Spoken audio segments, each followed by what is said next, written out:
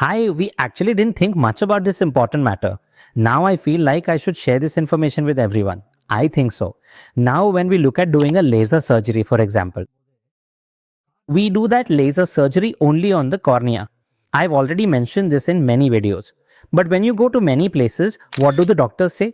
They'll say your cornea is thin, or your cornea is steep, or your cornea is flat. They'll say your power is high, or your power is low. Because of that, they'll say this procedure can be done, or this can't be done. For example, if your cornea is thin, they'll say LASIK can't be done.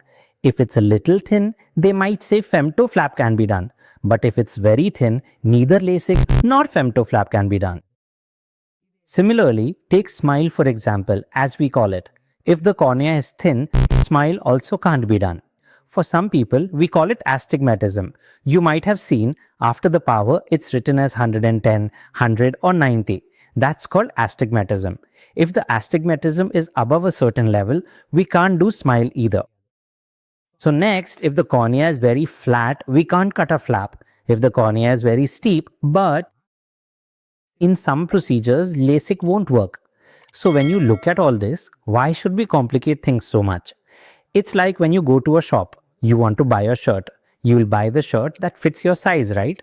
But just because it's available from size 40 to L, we don't have to buy only that. If we gain weight or lose weight, we'll go back to the shop, right? Definitely not. And that's the important point here.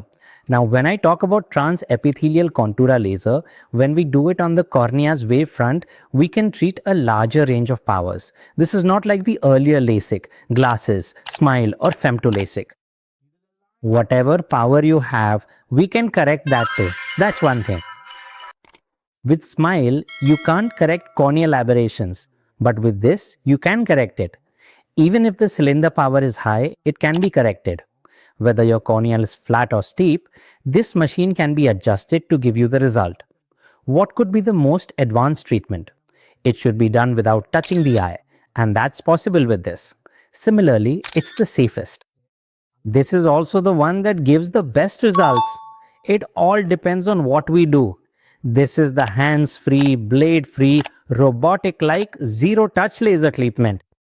That's why the most important thing is the procedure we are talking about is the safest procedure for your cornea.